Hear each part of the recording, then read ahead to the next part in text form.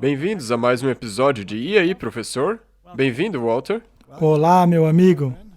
E como você vai? Eu vou bem, mas minha esposa reclamou da cor da minha roupa hoje.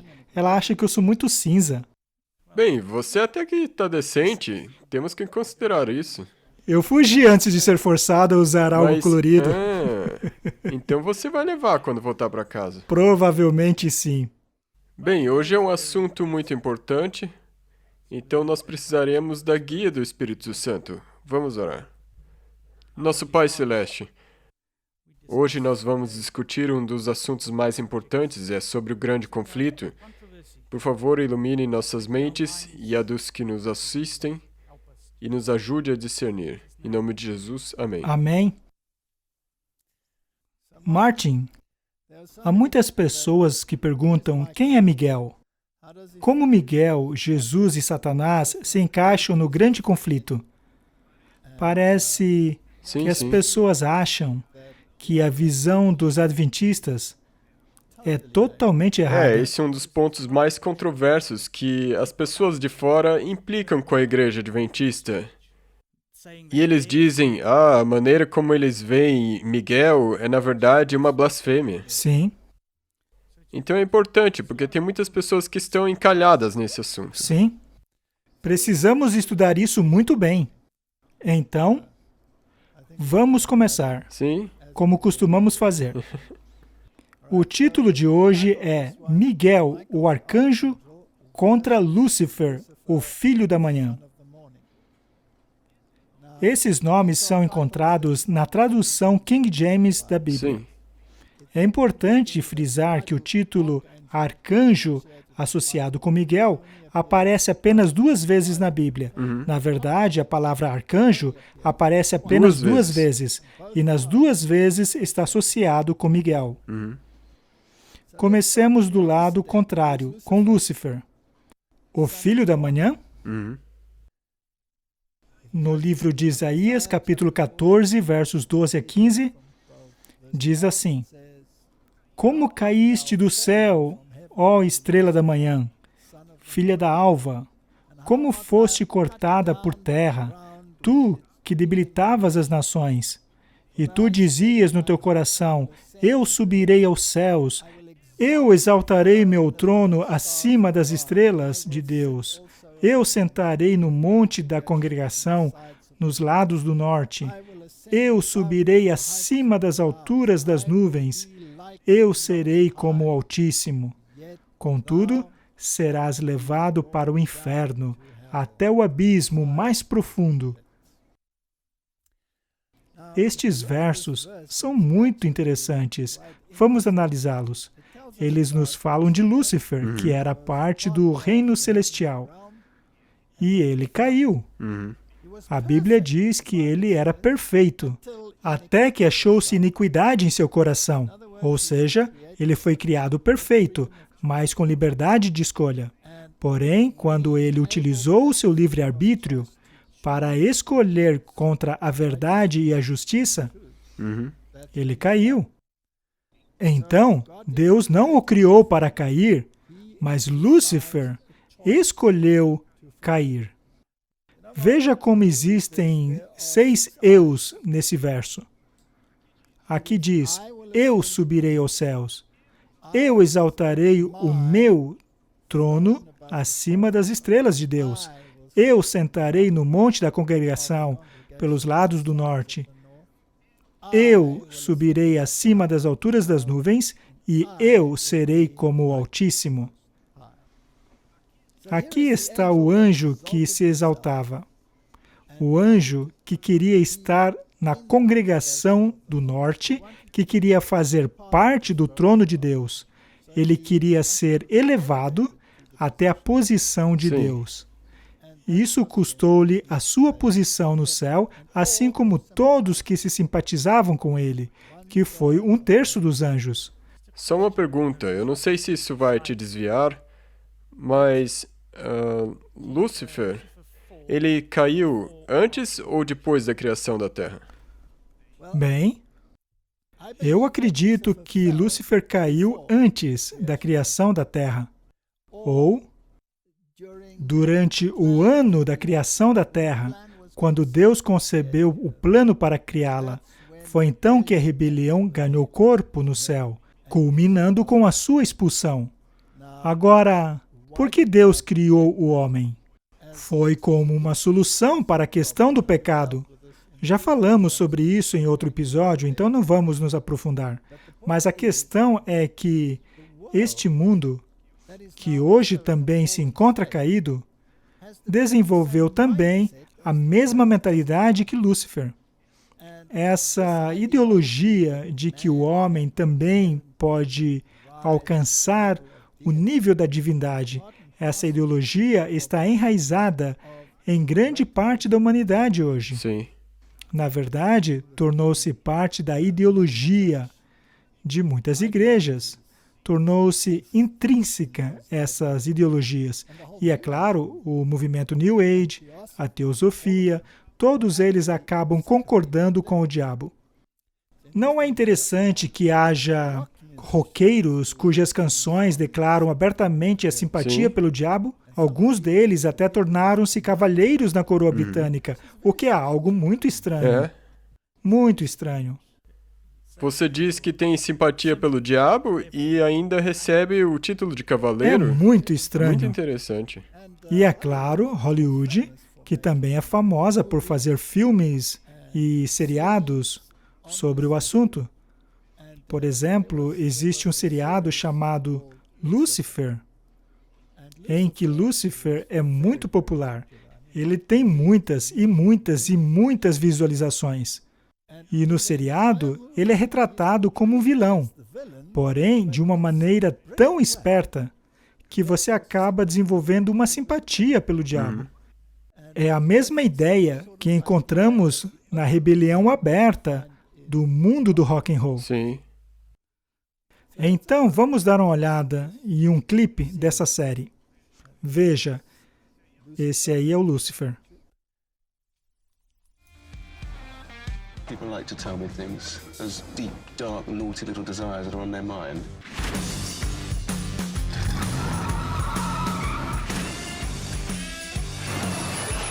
Hey, boss. Remember me? Can I have your autograph? Did I sell my soul to the devil? So the devil made you do it, did he? The alcohol and the drugs, the topless selfies. The choices are on you, my dear. Lucifer Morningstar. Is that a stage name? God-given, I'm afraid. Stop caring. You're the devil. Menadil! Your return to the underworld has been requested. Let me just check my calendar. Here it is. The 7th of never through to the 15th of ain't gonna happen. How does that work for you guys? Try it. You think Father's upset now? He will not be merciful for much longer. We should be out there punishing those responsible. Come on, I'll help you. How could you possibly help me? I have the ability to draw out people's forbidden desires. You seem oddly immune to my charms. Referring to them as charms, I think, is a bit of a stretch. Did my father send you? What's your name? Lucifer. Exactly. Martin, o que você acha disso? Bem, para mim é interessante a maneira que eles retratam o diabo. Se você ler a Bíblia, ele é visivelmente contra Deus.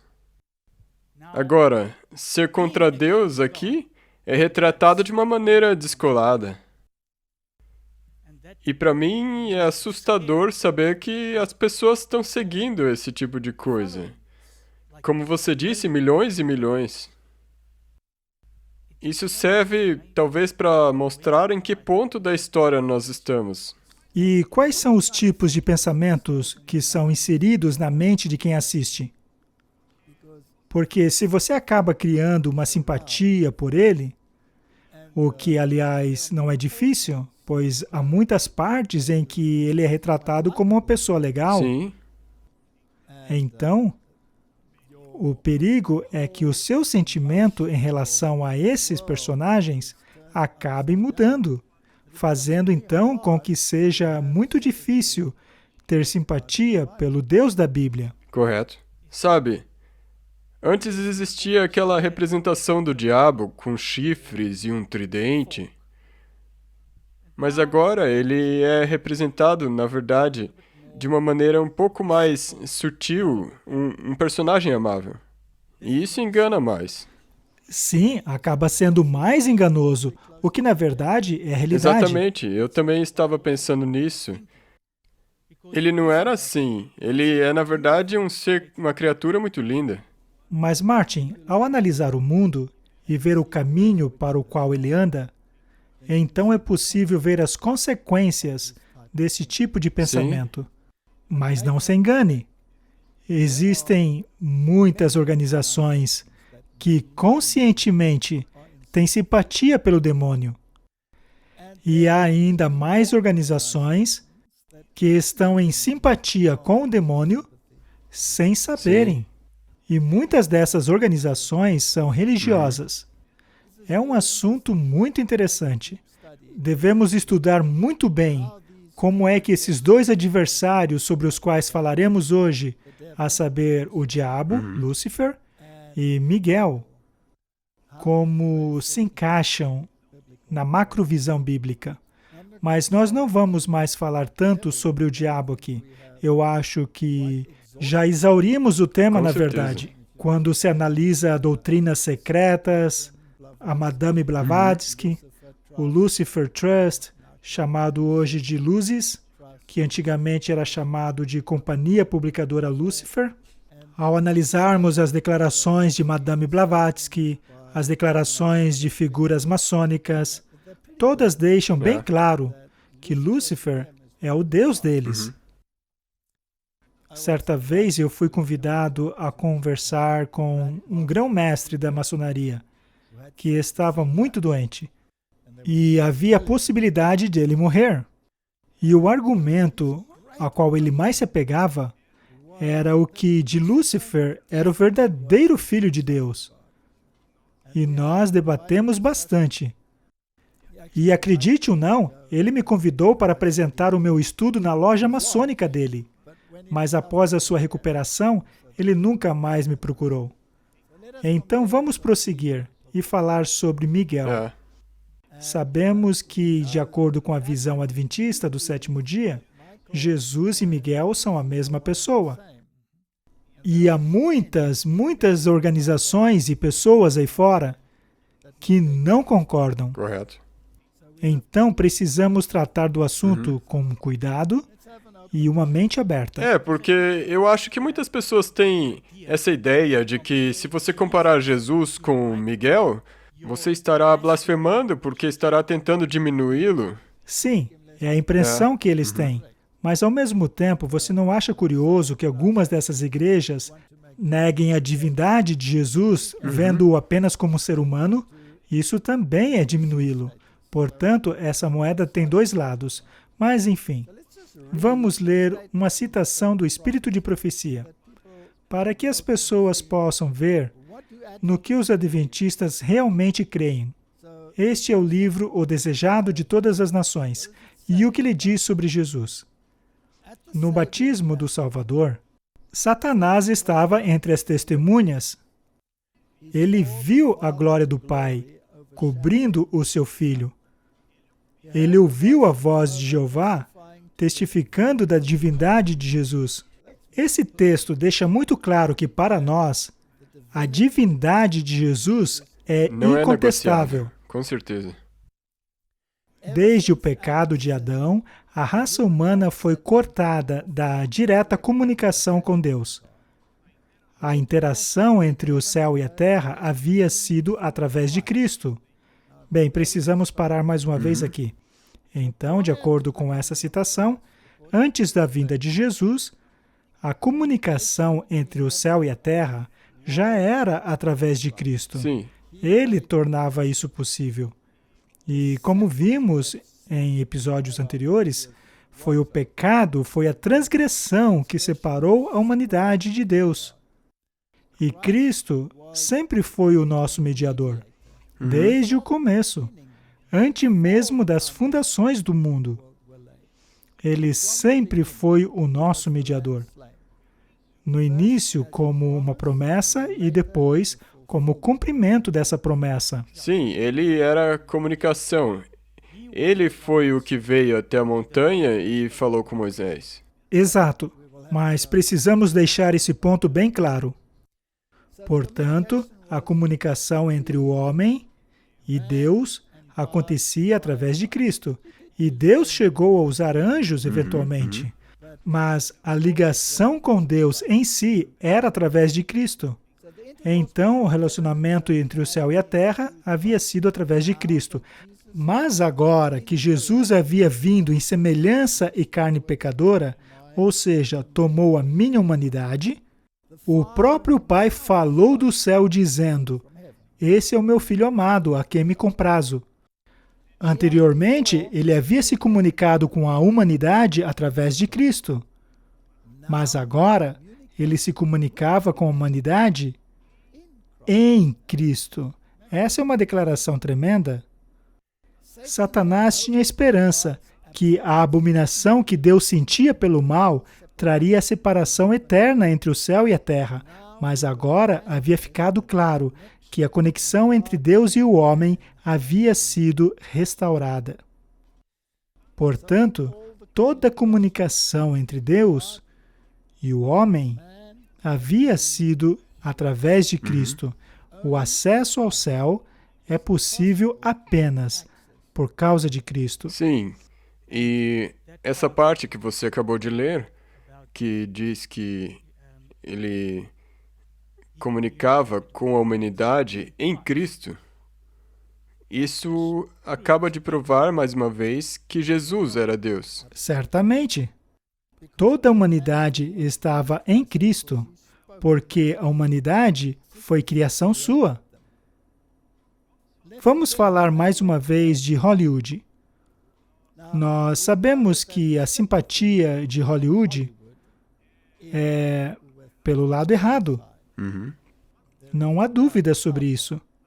A palavra Hollywood tem relação ao cajado das bruxas, pois o cajado delas era feito com a madeira da árvore chamada Hollywood. Na verdade, Hollywood não passa de um teatro criado pelos jesuítas. Nós já falamos sobre isso aqui. E os jesuítas também são simpatizantes de Lúcifer. Sim. É algo difícil de acreditar. Mas ao analisarmos suas atividades, seus juramentos, sua conduta, ao analisarmos as suas doutrinas e as sutilezas delas, então chegaremos à conclusão que eles sim são senhores do engano. Então, no filme Michael, que retrata o arcanjo Miguel, eu tenho curiosidade para saber como o retrataram. Será que o retrataram como fizeram com Lúcifer? Como uma pessoa super legal e carismática, inteligente, divertida? Será que foi assim que o retrataram? Afinal, o ator que o representou foi John Travolta. Vamos dar uma olhada.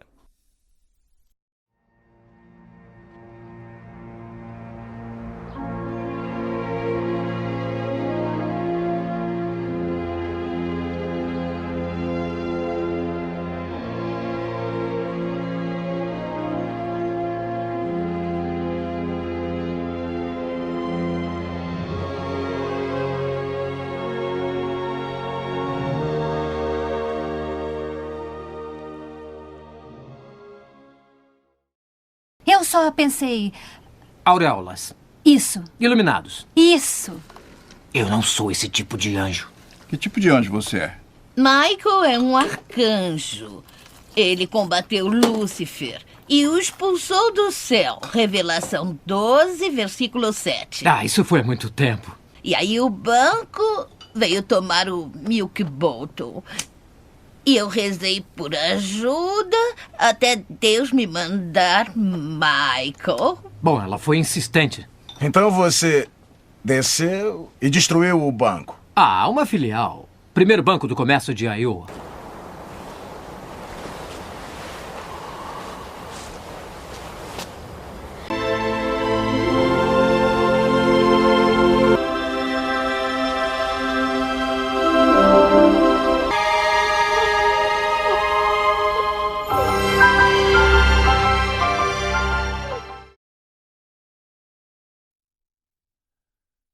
Essa foi uma retratação interessante.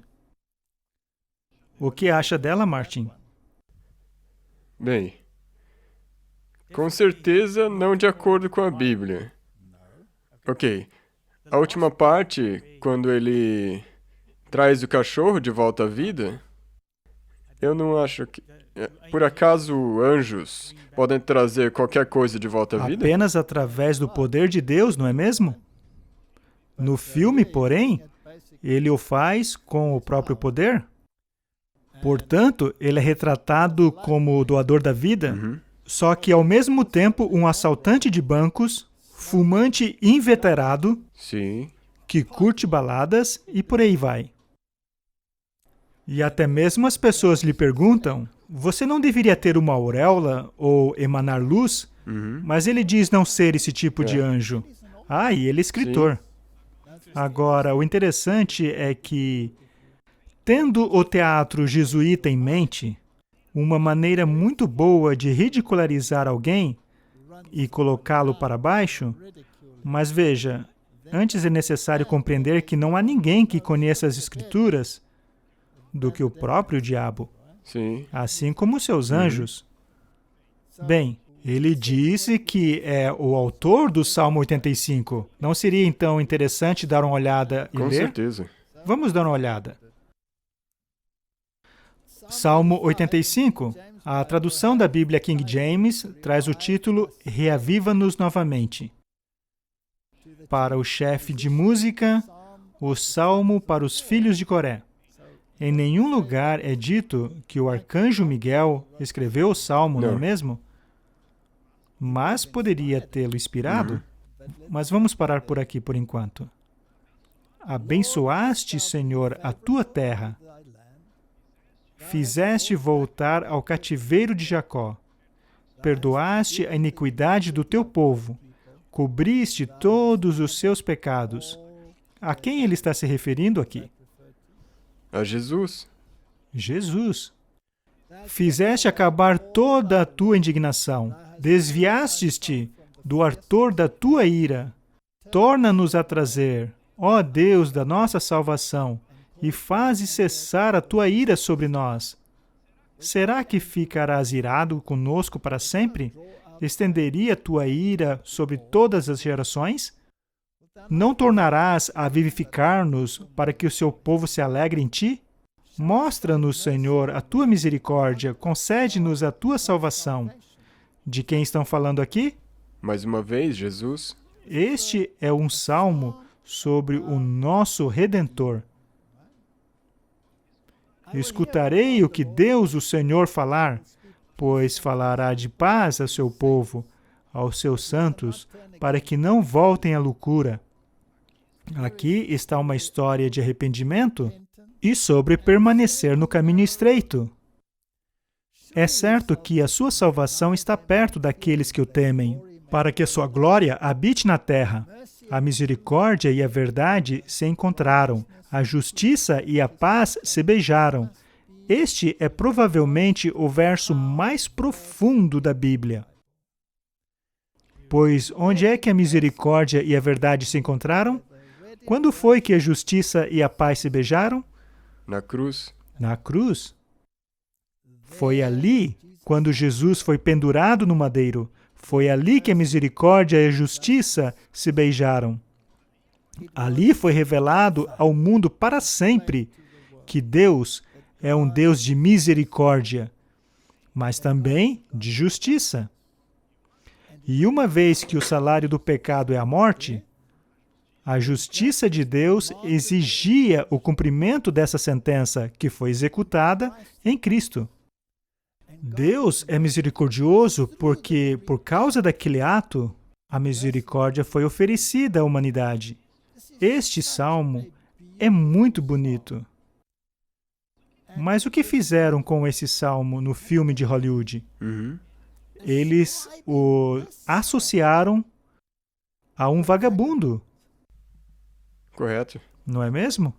E tem muitas intrigas nas quais você pode entrar Sim. aqui. Eles eles talvez reconheçam que foi Jesus quem inspirou isso. Com certeza. E daí eles zombam dele. Eles sabem a quem estão se Exatamente. referindo.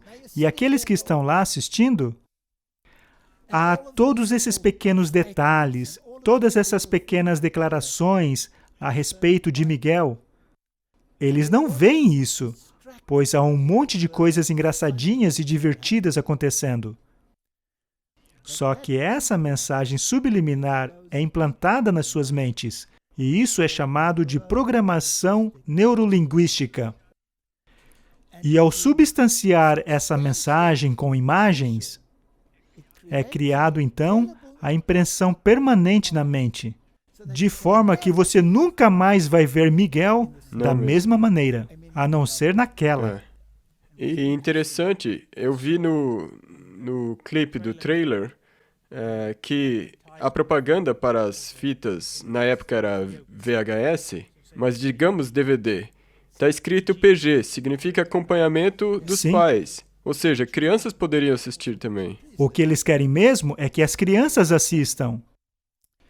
A verdade brotará da terra e a justiça olhará desde os céus. Quem é a nossa justiça? Jesus? Jesus é a nossa justiça. Também o Senhor dará o que é bom, e a nossa terra dará o seu fruto. A justiça irá diante dele, nos porá no caminho das suas pisadas. Este salmo é um dos mais lindos salmos a falar sobre a missão de Jesus Cristo. E não é uma coincidência Não. que tenham mencionado este salmo. Correto. Na verdade, isso reconhece até mesmo Eles quem sabem Miguel realmente quem é. Miguel realmente é.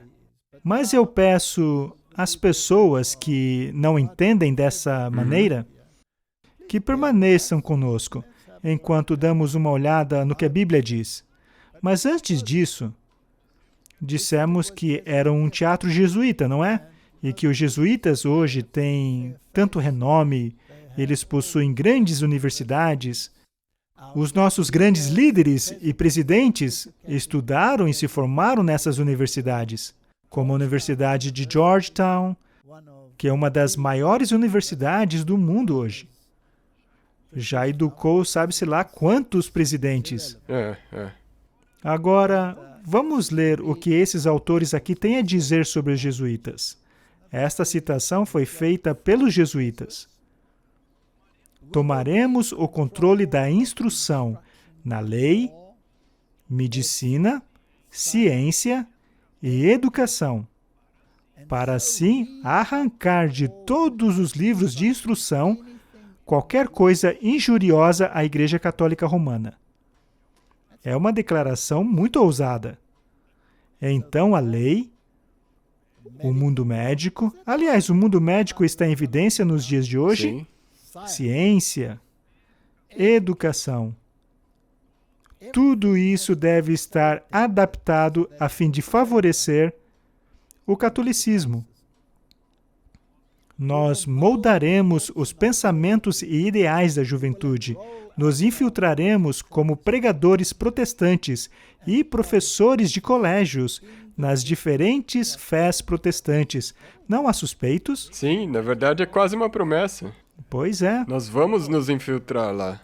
Mais cedo ou mais tarde, enfraqueceremos a autoridade do Novo Testamento grego de Erasmus. Parece que eles têm um problema pessoal em relação à Bíblia.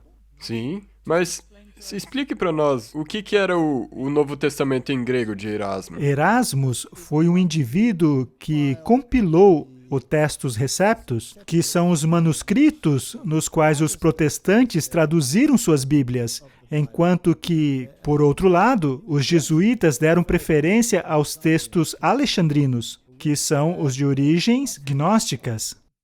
O gnosticismo é uma ciência muito interessante. Falaremos logo sobre Sim, ela. mas só que, rapidamente, o gnosticismo é exatamente o que nós vimos nesse filme. Invertendo tudo. É Lúcifer que, na verdade, é o mocinho. É isso mesmo. É tudo ao contrário. Não é à toa que Satanás é um mentiroso desde o começo. Portanto, eles odeiam o Novo Testamento grego de Erasmus, assim como outras produções do Antigo Testamento que ousaram erguer-se contra o Antigo Testamento da Vulgata, assim como contra a tradição. A Vulgata, por exemplo, comete o tolo erro de dizer que Jacó adorou a ponta do seu bordão, enquanto que no Textus Receptus é dito que Jacó adorou apoiando-se na ponta do seu bordão. Eles traduziram dessa maneira a fim de embasar a sua doutrina de adoração a relíquias. Portanto, os jesuítas odeiam qualquer coisa que confirme a autenticidade da Bíblia protestante. E assim, subjugaremos a reforma protestante. Este é o objetivo deles. E, infelizmente, eles têm sido muito, muito bem-sucedidos. Aqui temos mais uma fonte de Albert Henry Newman, em seu Manual da História da Igreja, que diz: eles perceberam, logo no início, a importância de conduzir a educação superior. O teatro jesuíta de educação superior exerce o papel de extrema importância na história. E para mim também é interessante que muitas das figuras carismáticas, não apenas dentro do papado, mas também nos governos, já foram atores. Sim. Ronald Reagan, por exemplo, Presidente, sim. o Papa João Paulo II, eles estudaram atuação nos colégios jesuítas. Bem, o Trump não é ator, mas ele não é tímido quanto a isso. Ele apareceu em muitos programas de TV. Ele é um ator. Ele até mesmo tinha o seu próprio programa, o Aprendiz. Certamente. Continuando, ao dirigir a educação superior e os meios para se obter controle das vidas dos mais capazes e bem relacionados jovens e treinar os seus intelectos a serem subservientes aos seus propósitos. Isso é feito através da manipulação da mente. E quando eles começaram com o teatro jesuíta, a sociedade ainda não se encontrava pronta para algumas das coisas que eles queriam introduzir. Então eles fizeram em forma de comédia no teatro, e depois de alguns meses, essas coisas já estavam integradas na sociedade. E foi assim, por exemplo, que a peça Macbeth introduziu ideias nas sociedades de sua época. A notável habilidade dos professores jesuítas, seu conhecimento imbatível na natureza humana, na afabilidade de suas maneiras e suas notáveis habilidades de adaptação às idiosincrasias e circunstâncias de cada indivíduo, tornou-os praticamente irresistíveis ao se aproximarem da juventude vulnerável. Quem deu a eles essa habilidade de manipular as mentes? Aqueles jovens precisavam ser perende a cadáver, ou seja, como cadáveres, ou seja, destituídos de suas mentes, incapazes de serem instigados, absolutamente programados. Os professores jesuítas entravam em suas mentes como ferro quente na manteiga. Eles eram afáveis, tinham conhecimento da natureza humana incomparável. Afinal, os jesuítas tinham o maior professor do mundo caído, ou seja, Lúcifer. Esta é uma carta escrita de John Adams para Thomas Jefferson. Ele diz: eu não estou feliz com o ressurgimento dos jesuítas. É interessante que os jesuítas, assim como o papado, tiveram um ferimento mortal, uma morte e uma ressurreição. E agora eles são proeminentes. Sim. Uau. E o mundo todo maravilhou-se após a besta, pois sua mente foi programada através de Hollywood, com grande sucesso. Se você for ver, o Papa é um jesuíta.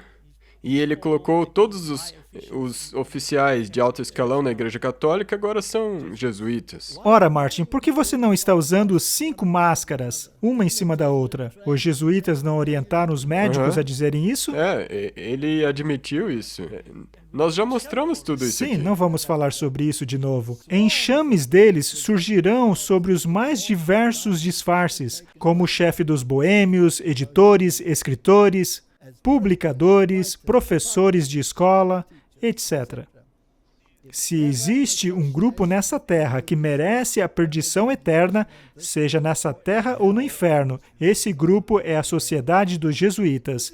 Isso é história, é fato. Mas as pessoas se esquecem das coisas, ainda mais quando a história é reescrita ou apagada. Agora sim, vamos falar sobre Miguel. Afinal de contas, esse é o tema de nosso estudo hoje. Sim. Portanto, vimos até aqui o contraste. Vimos a elevação de Lúcifer e do mundo. Sabe, basta ver a filosofia das Nações Unidas. Veja, por exemplo, como é a sala de oração das Nações Unidas. Veja as organizações que se associam às Nações Unidas. É de deixar qualquer um de boca aberta o quão assumidamente luciferianos eles são, e ainda assim amados por todos. E do outro lado, temos Miguel, um vagabundo, fumante, ladrão de bancos. Vamos ao dicionário bíblico. Este é o dicionário bíblico Easton. Vamos ver o que fala sobre Miguel. A definição do nome é quem é como Deus, mas uma definição mais precisa seria quem é o que Deus é. É bem direto, não é mesmo? Título dado a um dos anjos chefes. Isso, na verdade, não é bem assim. Como veremos adiante. Ele tomava conta de Israel como nação. Ele também disputou com Satanás a respeito do corpo de Moisés. Ele também é apresentado como dando alerta contra a velha serpente, chamada de Diabo, o Satanás, segundo o Apocalipse 12, 7 e 9. Portanto, Miguel é o grande adversário de Satanás. Há um grande conflito entre Miguel e Satanás. Sim. E a isso chamamos o grande conflito. Correto. A palavra arcanjo é muito usada no mundo hoje em dia. Quando estudamos o catolicismo e as suas publicações, veremos que eles nomeiam vários arcanjos. Há o Rafael, Uriel, o Gabriel, todos listados como arcanjos. Mas não apenas a Igreja Católica, outras organizações pelo mundo reconhecem vários arcanjos. Mas ao lermos a tradução King James da Bíblia, a palavra arcanjo aparece somente 2 vezes. E as 2 menções são as seguintes. 1 Tessalonicenses 4,16. Pois o próprio Senhor descerá do céu com alarido, e com voz de arcanjo, e com a trombeta de Deus, e os que morreram em Cristo ressuscitarão primeiro. E o segundo está em Judas 1,9. Mas o arcanjo Miguel, quando contendia com o diabo e disputava a respeito do corpo de Moisés, não ousou pronunciar juízo de maldição contra ele, mas disse, o Senhor te repreenda. Portanto, a palavra arcanjo aparece apenas em 2 versos. E no primeiro não está escrito um arcanjo, mas o arcanjo. O arcanjo. E ela é apenas associada com Miguel. A Bíblia nunca associa a palavra arcanjo com nenhum outro anjo. Não. Nem mesmo a Gabriel. E note que sequer tocamos no espírito de profecia. Mas vamos expandir com esse primeiro verso aqui. Mas vamos antes dar uma olhadinha na definição. Este aqui é o dicionário Thayer, que nos traz a definição da palavra arcanjo. E a definição é arcanjo ou chefe dos anjos. E se trata de um substantivo masculino. O interessante é que o mundo tem o hábito de retratar os anjos como sendo do sexo feminino, especialmente nas pinturas católicas, em murais, igrejas e etc. E bebês? Sim. Porém, a palavra é masculina e literalmente significa chefe dos anjos. Mas voltemos a este verso, 1 Tessalonicenses 4,16. porque o próprio Senhor descerá do céu com alarido, e com a voz de arcanjo, e com a trombeta de Deus. E os que morreram em Cristo ressuscitarão primeiro. Então, o Senhor, quando eles usam a palavra Senhor no Novo Testamento, ela é equivalente à palavra Senhor do Antigo Testamento. No Novo Testamento é Kurios e no Antigo Testamento é Yahvé, ou Jeová. Portanto, ele virá com voz de arcanjo. Agora vamos a um verso paralelo, em João 5:26. Como o Pai tem vida em si mesmo, assim ele deu ao Filho ter a vida em si mesmo. E deu a ele autoridade para executar julgamento também porque ele é o Filho do Homem. Não se maravilhem disso, porque vem a hora em que todos os que estão no sepulcro ouvirão a sua voz. Ouvirão a voz de quem? A de Jesus, Do Filho o do Filho do Homem. Homem. E de quem também é essa voz? É a voz do arcanjo. Assim, nestes dois textos, de que a voz do arcanjo também é a voz do Filho do Homem. Como já conversamos antes, este título, Filho do Homem, vem de Daniel capítulo 7. É aquele que foi até o ancião de dias. É aquele que se assentou no assento do juízo. Sim. E como acabamos de ver, todo o julgamento foi Ao dado Filho do a Homem. Jesus. É. Então, há uma óbvia conexão entre a voz do arcanjo e a voz do Filho do Homem. Se trata da mesma pessoa. O que é interessante para mim também é que se você olhar para a construção da frase, para mim, transparece de que os mortos em Cristo ressuscitarão primeiro. E se você seguir isso a partir com a voz do arcanjo, estes mortos em Cristo ressuscitarão Quando primeiro ouvirem a quando voz. ouvirem a voz. Mas isso diz e os mortos em Cristo. Então isso liga o arcanjo com Cristo também. Certamente. Esta é uma evidência muito forte, mas podemos ir ainda mais fundo.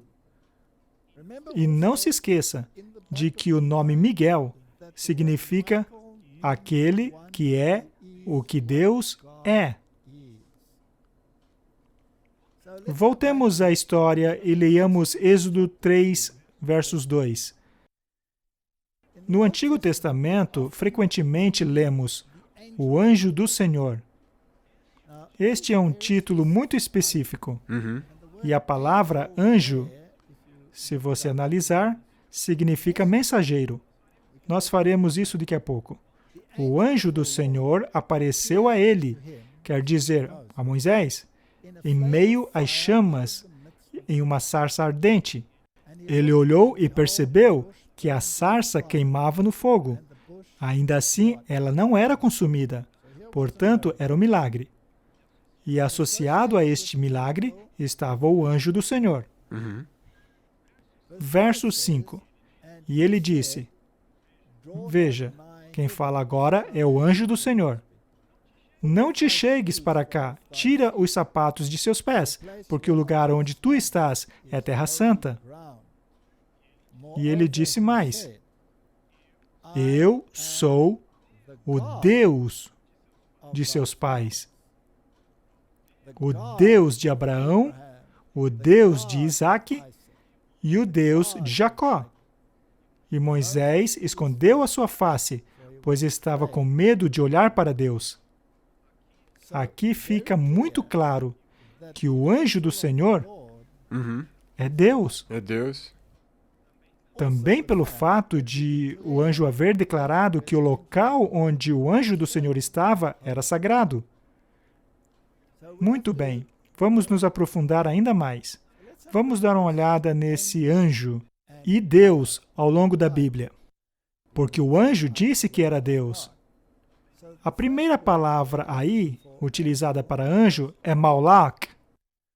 Ela vem de uma raiz que significa despachado ou representante, um mensageiro, especificamente de Deus. Isso é, um anjo, assim como profeta, sacerdote, professor, rei e mensageiro. Nós lemos no início uma citação do Espírito de Profecia, que Jesus foi o meio pelo qual a divindade comunicava-se com a humanidade. E aqui, esse anjo do Senhor está dizendo que ele é Deus. E a palavra usada aqui é Elohim. Interessante. Ela significa deuses no sentido mais comum, mas especificamente no plural, especialmente como artigo do Deus Supremo. Você se lembra que Deus disse, vamos Façamos o homem. fazer o homem a nossa imagem? Um termo também ocasionalmente utilizado para se dirigir a magistrados, também usado como superlativo para anjos. Portanto, anjos também podem ser chamados de mensageiros. Também utilizado para Deus, deusas, grandes, juízes e poderosos. Veja que há muitas aplicações, mas o fato que aquele anjo aceitou ser adorado não deixa dúvida alguma de que ele era Deus, uma vez que somente Deus aceita ser adorado. Correto. Isaías 63, verso 7. Falarei da benignidade do Senhor, ou seja, de Jeová, e dos louvores do Senhor, conforme tudo quanto o Senhor nos concedeu, e grande bondade preparou a casa de Israel, que usou com eles segundo a sua misericórdia, e segundo a multidão de suas benignidades. Porque dizia, certamente eles são o meu povo, filhos que não mentirão. Assim ele fez o seu Salvador. Note como o Senhor também é o Salvador. Em toda a angústia deles, ele foi angustiado, e o anjo de sua presença os salvou. E pelo seu amor e pela sua compaixão, ele os redimiu, e os tomou, e os conduziu todos os dias da antiguidade. Temos um novo link Sim. aqui. Temos o nome de Jeová, Yahvé, relacionado a Salvador, relacionado a anjo de sua presença, relacionado a Salvador, relacionado a Redentor, relacionado a Sustentador, que os carregou nos dias da antiguidade. Quem seria esse? É Jesus? Jesus. Ora, Jesus não foi chamado aqui de anjo da sua presença? Sim. Então, Sim. se Jesus é chamado de o anjo, Anjo da sua presença. Bem, tivemos o exemplo da sarça ardente e agora temos o outro. Agora, Interessante, isso não é? também o conecta a Yahvé. Que também o relacionou a Jeová. Por falar nisso, esse título é aplicado a Jesus no Novo Testamento. Kyrios. É curioso. E no Antigo Testamento, tanto o Pai como o Filho se referem a Jeová. Gênesis 48, 16. Se trata das bênçãos que Jacó pronunciou sobre os filhos de José. E aqui é dito, o anjo que me redimiu de todo o mal, abençoe estes rapazes. E seja chamado neles o meu nome, e de meus pais, Abraão e Isaque, e multipliquem-se como peixes, em multidão no meio da terra. Segundo Jacó, de quem viria a bênção? Do anjo redentor. Mais uma vez, nós temos a correlação entre a palavra anjo e redenção. E todos sabemos quem é o Redentor. Não há outro nome debaixo do céu e da terra pelo qual podemos ser salvos, além do Cristo nome de Jesus. Cristo Jesus. Mais uma vez, a Bíblia relaciona o anjo de sua presença, o anjo redentor, e no Antigo Testamento, o anjo do Senhor, que apareceu na sarça ardente. Agora, Apocalipse 12, verso 7. E houve batalha no céu. Miguel e seus anjos batalhavam contra o dragão. E batalhavam o dragão e seus anjos. Mas não prevaleceram, nem mais o seu lugar se achou no céu. Portanto, o grande conflito foi entre Miguel e seus anjos, contra o diabo, também com seus anjos, e foram expulsos do céu. Portanto, houve uma guerra, e o líder, capitão das hostes celestiais, era Miguel. Sim. E o líder dos anjos caídos era Os anjos Lúcifer. caídos, sim. Esse era o conflito, ok? Agora, preste atenção. Voltemos ao Antigo Testamento, para Josué, capítulo 5, versos 13. E sucedeu que Josué estava perto de Jericó. Isso é quando o povo de Israel estava prestes a entrar em Canaã, depois dos 40 anos no deserto. Agora, finalmente, eles iriam entrar, e Jericó seria a primeira etapa do conflito. Josué levantou os seus olhos e olhou, e eis que se pôs em pé diante dele um homem que tinha na mão uma espada. E chegou-se Josué a ele e disse: Você é um dos nossos ou dos nossos inimigos? E ele disse: Não, não, eu venho como capitão do exército do Senhor. Então Josué prostrou seu rosto em terra e o adorou. E disse a ele: Que diz meu senhor ao seu servo? E o capitão do exército do Senhor disse a Josué: Tire os sapatos de seus pés, pois o lugar que você está agora é santo. Em que outro lugar da Bíblia vimos isso? Moisés. Moisés. E Josué adorou. Sim. E a quem estava Tem que ser adorando? Deus. Só podia ser Deus, porque não podemos adorar mais ninguém. E ele era o capitão dos exércitos do Senhor. E de acordo com Apocalipse, quem era o capitão do exército do Senhor? Miguel, o arcanjo. O arcanjo Miguel. Você está percebendo? Com certeza. Portanto, este paralelo é muito importante, pois ele é o conquistador. Ele é o poderoso anjo Sim. com sua espada erguida. E é fascinante como Josué foi em sua direção a fim de confrontá-lo. Mas quando ele percebeu quem era, ele se prostrou E adorou. e adorou.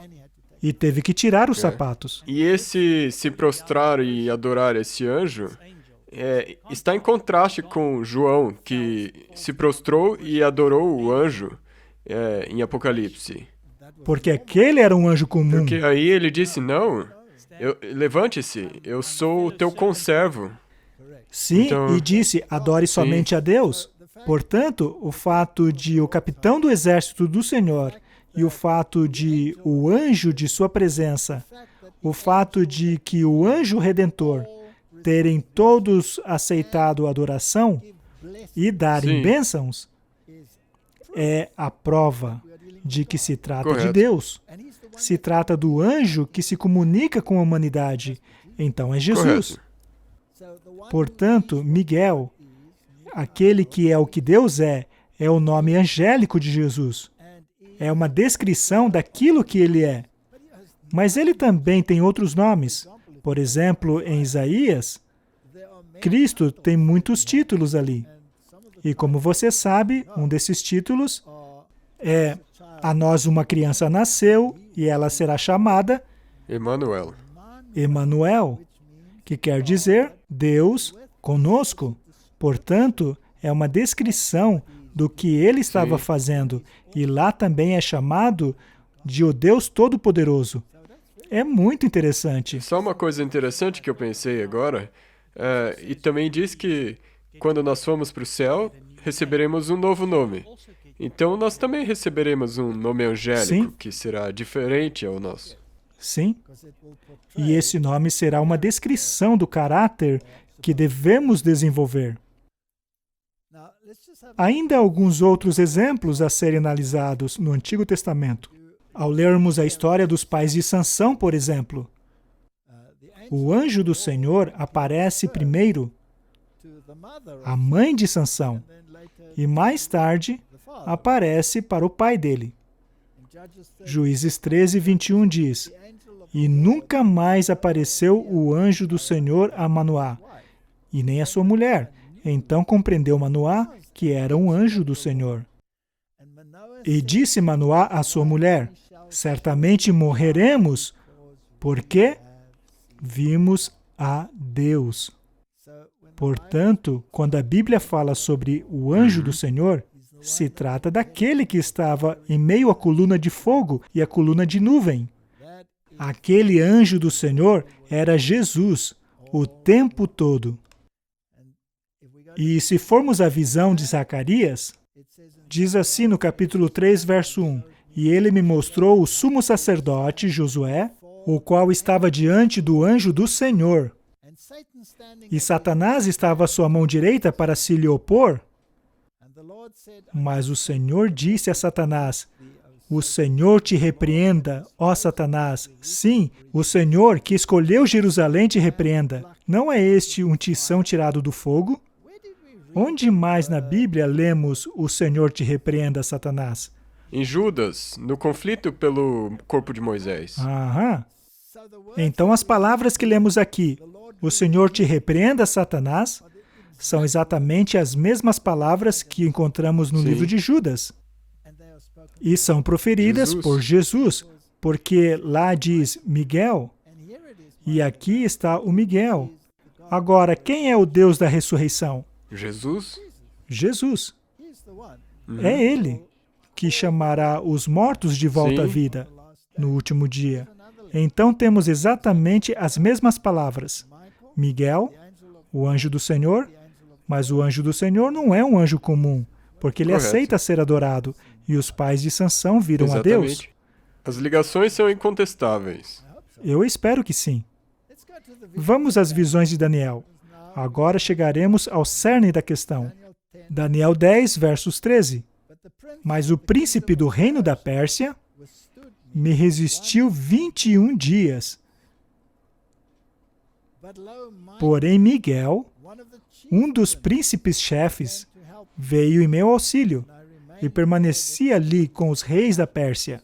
Esse verso é fascinante.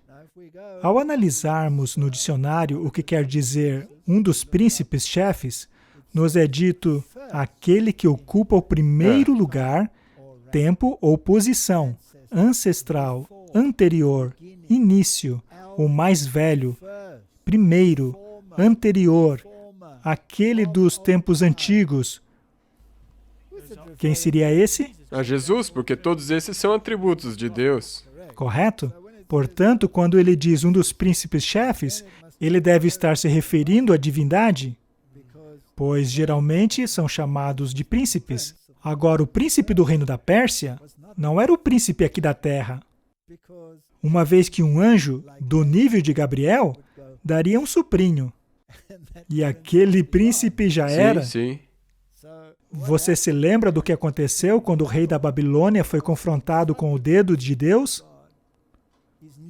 Ele tremeu na base. Então, a mesma coisa acontece aqui. Portanto, o príncipe do reino da Pérsia é o príncipe que está por trás do príncipe aqui da terra, ou seja, Lúcifer. E é interessante que Lúcifer tenha impedido Gabriel, pois sabemos que esse anjo era o Gabriel, e que Gabriel tinha pedido auxílio de Miguel, um dos príncipes-chefes da divindade. Da deidade. E Miguel veio e livrou-se do problema. Há somente um ser capaz de repelir os poderes do diabo. Eu acho esse verso incrível, porque ele revela o caráter de Deus. Nós já falamos sobre isso antes, mas vamos mencionar de novo. Quando Deus expulsou Satanás do céu, ele o destituiu de sua posição. Deus, porém, não retirou o poder dele. O que quer dizer que ele ainda era o mais poderoso que Gabriel. Gabriel não conseguiu repeli-lo. Foi necessário que Miguel fizesse isso. É esse o caráter de amor que ele tem. Correto? Porque ele queria mostrar ao universo inteiro que mesmo que ele não tirasse nada de Lúcifer, ele não precisaria, porque o caráter dele verdadeiro iria aparecer. Viria à tona. E Lúcifer poderia ter dito: Ei, você tirou minhas asas. Isso não é justo. Correto. Deus, no entanto, permitiu que ele mantivesse as suas habilidades. E hoje sabemos o que acontece quando alguém escolhe usar as suas habilidades para o mal. Onde a simpatia deles está. Mas ainda há uma outra coisa. Quão cuidadosos precisamos ser a respeito do pecado da presunção? Esse é o pecado mais perigoso, porque foi esse pecado que causou a queda de Adão e Eva. Correto. E quantos pregadores, mundo afora, subestimam Satanás como se fosse um cachorro espancado, enquanto que o próprio Gabriel Não conseguia não foi vencê-lo. capaz de repeli-lo. Portanto, esses pregadores que não passam de seres humanos caídos pensam que têm poder sobre esse ser. A verdade é que se não fosse por Miguel, nós não teríamos nenhum poder. Se não fosse aquele que é o que Deus é, não teríamos poder nenhum. A única maneira de vencer o diabo e seus anjos é pelo poder de Jesus Cristo. Correto. Daniel capítulo 10, versos 21. Mas eu te declarei o que está registrado na Escritura da verdade. E ninguém há que me anime contra aqueles, senão Miguel, vosso príncipe. Quem é o nosso príncipe? Jesus Cristo. Existe outro? Não, nenhum outro nome. Daniel 12, verso 1. E naquele tempo se levantará Miguel, o grande príncipe, que se levanta a favor dos filhos do teu povo. E haverá um tempo de angústia, qual nunca houve, desde que houve nação até aquele tempo. Mas naquele tempo, livrar-se-á o teu povo, todo aquele que for achado escrito no livro. Que verso fantástico! Esse verso diz que Miguel se levantará. O que significa isso? Precisamos pensar. Miguel se levantará. Neste momento, Miguel está sentado no trono de julgamento. Todo juízo foi dado a ele. Eu me lembro agora que gravamos um episódio falando sobre isso, sobre o julgamento. Sim. E quando ele se levantar daquele trono de juiz, a intercessão termina. E quando a intercessão termina, aí virá o tempo de angústia como nunca houve.